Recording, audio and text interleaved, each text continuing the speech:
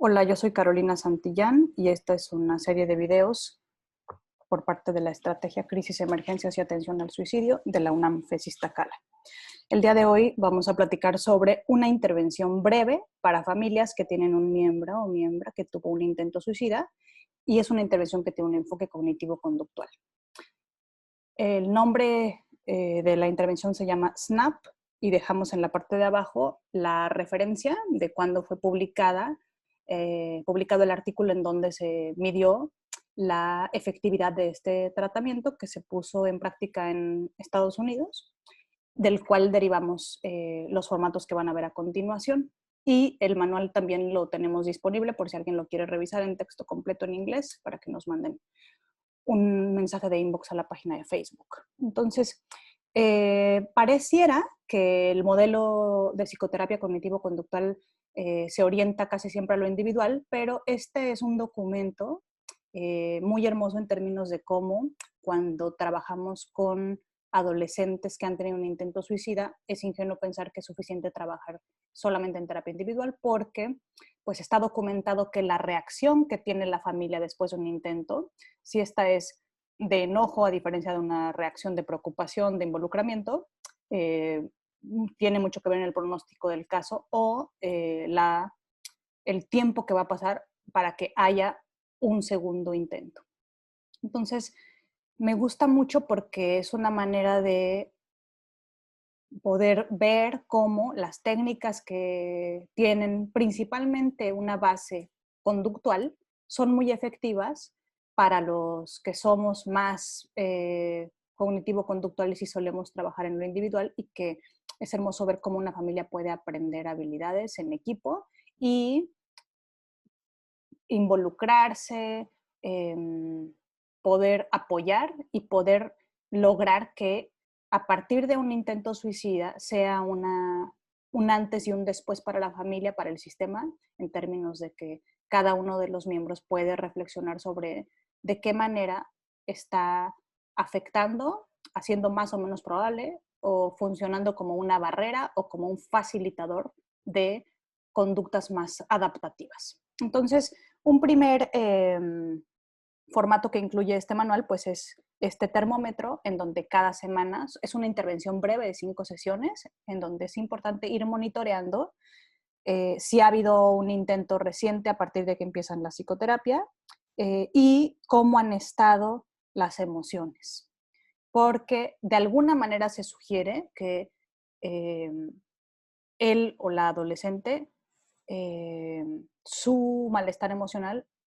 en una parte tiene que ver con cómo ha estado la familia. Entonces, este termómetro, aunque está pensado de forma individual, también nos puede dar datos sobre cómo ha estado la familia esta semana. Entonces,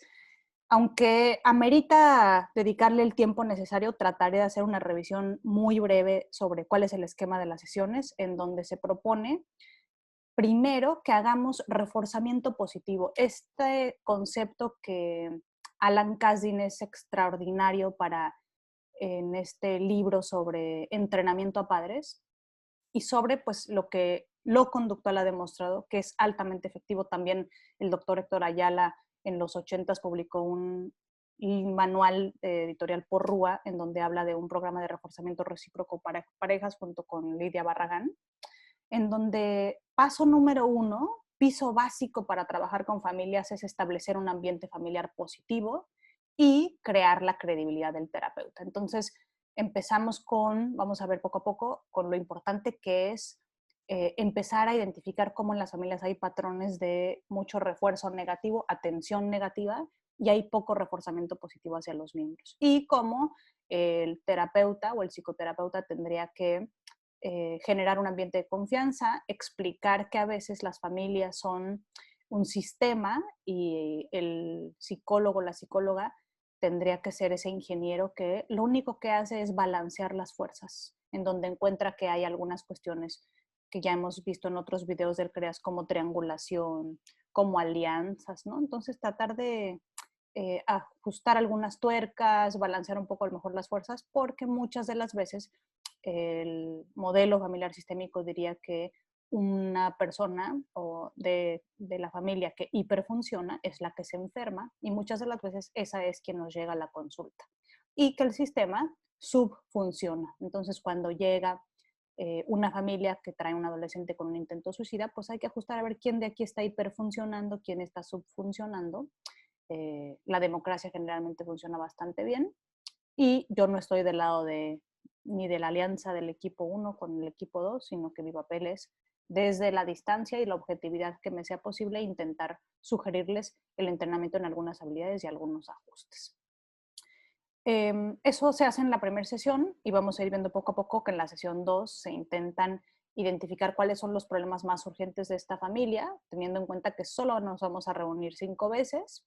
Vamos a clasificarlos, primero cuáles son y luego cuáles son los más prioritarios. Y la tercera sesión, también como dice Kasin, cuando inicia uno un programa de modificación de conducta con los niños, pues no puede uno empezar con conductas que son totalmente nuevas en el repertorio. Hay que empezar con conductas que ya estén bastante establecidas y en este caso también hay que empezar con un problema de dificultad media y empezar a descubrir cuáles son los obstáculos que impiden que la familia lo resuelva. Después hay que revisar en la sesión 4 las estrategias de afrontamiento, porque cada familia, vamos a ver ahorita las estrategias que suele tener. Hay que hacer una capacitación en habilidades para negociar soluciones y que aprendan a hacer una lluvia de ideas validando todas las opciones de solución. Y después vamos a ir evaluando soluciones, seleccionando y negociando soluciones y la última sesión vamos a intentar resolver un problema familiar grande. Si algunos de ustedes conocen la técnica de solución de problemas, pues tal vez les vaya a ser muy familiar este esquema de sesiones, porque entonces lo que se usa es justo en la sesión 1 identificar cuáles son los problemas, en la sesión 2 qué opciones tengo para resolverlos, ventajas y desventajas de cada una, poner en práctica alguna y después hacer una evaluación. Entonces, estos son los formatos que nosotros tradujimos y adaptamos para el trabajo que hacemos en la universidad y que si nos mandan un mensaje podemos hacérselo llegar. Entonces, el paso 1 para empezar a solucionar un problema familiar, como les decía, es que intentemos establecer un sentimiento de trabajo positivo. Entonces, la sesión empieza preguntándole a la familia, porque es muy fácil empezar a hablar de problemas o justo de darle atención negativa a los problemas. Entonces, lo que nosotros queremos es crear primero un ambiente de confianza. A veces las familias cuando han pasado por muchas cosas difíciles y la última de esas situaciones difíciles fue el intento suicida de uno de sus miembros, pues vienen los ánimos muy álgidos, las alianzas muy claras. Hay familias que catalogan al adolescente como que él es la manzana podrida o él es el problema y entonces él va solo, no sabemos qué hacemos aquí. Pero ya el hecho de que estén ahí frente a nosotros nos dice de que una parte de ellos está dispuesto o dispuestas a trabajar en lo que nos está pasando como familia, porque esto no es un asunto individual. Entonces, la primera pregunta es, antes de que empecemos, si les parece bien, voy a tomar la dirección de la sesión y me gustaría empezar porque cada uno piense cuáles son las fortalezas de la familia. Ustedes conocen muchas familias y su familia es diferente en muchas cosas, pero quiero que empecemos hablando de cuáles son las fortalezas que tiene esta familia. Y eso generalmente hace que las personas estén más participativas, más motivadas, se sientan más en confianza se sientan menos en esta posición de tener que atacarse o defenderse, porque no, la terapia familiar no es traerlos al banquillo para ver quiénes son los culpables, sino para ver de qué manera, cómo cada uno puede contribuir de manera positiva. El segundo paso tiene que ver con tratar de decirles, tenemos estas fortalezas, sin embargo, si estamos aquí es porque esta familia también tiene algunos problemas. Y si lo notan, estamos tratando de no enfatizar en el intento, sino en general, esta familia, cuáles son las dificultades que tiene. Y empezar a listar los problemas, después establecerlos de acuerdo con la prioridad o la jerarquía y podemos elegir cuál es el primer problema con el que vamos a trabajar. Ahora, el tercer paso es tratar de analizar el problema porque, pues como hemos dicho en los anteriores videos, el contexto es importante. Cada uno de los miembros dice o hace cosas para elevar las posibilidades de que esa conducta aparezca. Entonces, cada uno de los miembros, en este caso, una familia donde había mamá, papá e hija, el formato original, tenemos que pedirles a los miembros que cada una y cada uno diga qué palabras o acciones quieren cambiar y que contribuyen, ¿no? Por ejemplo, puede ser que una hija diga que mi mamá me deje de decir que no soy como ella esperaba, que mi mamá me deje de decir que soy la decepción de la familia, ¿no? O que mi mamá eh, consuma alcohol cuando esté enojada, que mi mamá me deje de pegar, que mi mamá no me ridiculice en frente de mis amigos, etcétera, ¿no? Y que cada uno de los miembros pida qué les gusta, qué acciones y qué palabras les gustaría que los demás cambiaran, que cada quien explicara, porque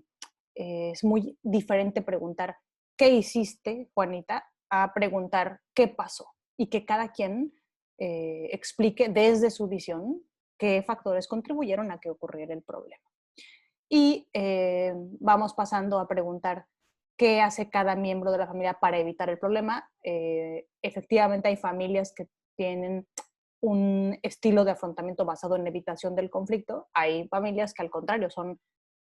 muy críticas, sobreinvolucradas y hostiles, en donde todo mundo se mete en lo de todo mundo, no hay respeto, no hay límites claros, ¿no? Entonces habría que checar qué hace cada familia y cada uno de los miembros para después intentar dentro de estas sesiones introducir una de las técnicas que también ha sido muy utilizada desde el marco de lo cognitivo-conductual, que es la técnica de solución de problemas. Acá les pusimos dos maneras de explicarla. Una que, como les decía al principio, tiene varios pasos en donde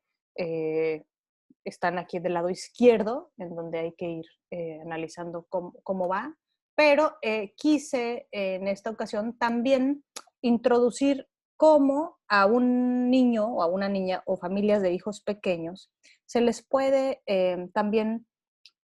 plantear la técnica de solución de problemas con un lenguaje bastante comprensible. Entonces, este es un esquema de Orjales del 99, que en lo personal me gusta mucho porque es un entrenamiento en autoinstrucciones para niños y niñas que presentan principalmente problemas de autorregulación y de manejo de la impulsividad, eh, pero es exactamente lo que está pretendiendo este programa SNAP, en donde el paso uno es cuál es el problema, eh, el paso dos, qué opciones tengo, cómo lo voy a hacer. Obviamente en este programa tratan de reforzar la atención, analizar todas las opciones de cómo puedo resolver este problema. Estamos tratando de explicarle a las familias que no hay opciones correctas o incorrectas, cada familia es diferente, cada contexto es diferente, todas tienen ventajas y desventajas, tendremos que encontrar qué es lo que funciona para este sistema en particular y después hay que evaluar si efectivamente esa propuesta de solución funcionó para todos, no para todos, qué se puede mejorar, etcétera. Entonces, les recomiendo mucho este modelo en donde es hermoso ver cómo la familia puede ir siguiendo esta metodología para resolver un problema y pues intentar hacer cosas diferentes para tener resultados diferentes. Después viene un paso que tiene que ver con las habilidades para negociar. En las familias a veces, como les decía, cuando ocurre una situación estresante o una situación que constantemente se activa, especialmente en los jóvenes, pues problemas para poner límites, problemas para determinar las reglas o adaptarse a esta nueva etapa. Acuérdense que las familias tienen etapas y la etapa de hijos e hijas adolescentes es una etapa en donde hay tres variables que entran en juego, que son, pues, cómo cada uno de los miembros necesita tener la capacidad de poder diferenciarse del sistema, en donde pertenece uno a ese sistema, el sistema idealmente está cohesionado, pero también cada uno de esos miembros podría tener la capacidad de no estar de acuerdo en algunas cosas, y es en la juventud en donde de pronto cada uno de nosotros toma decisiones en términos de si me gustan los niños, me gustan las niñas, me gusta el catolicismo, me gusta el budismo, me gustaría ser cristiana, me gustaría ser eh, mormona, ¿qué me gustaría? ¿No? Y se esperaría que los sistemas sean lo suficientemente flexibles para poder adaptarse a las demandas que tienen el tener hijos adolescentes o no.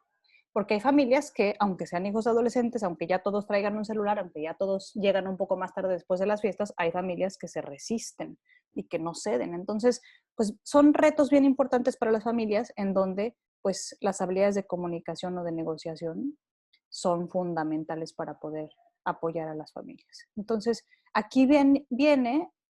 una lista de acciones que son bastante frecuentes que toman las familias y que otra vez tienen sus ventajas y sus desventajas, pero el espacio de psicoterapia es un espacio para poder con un interlocutor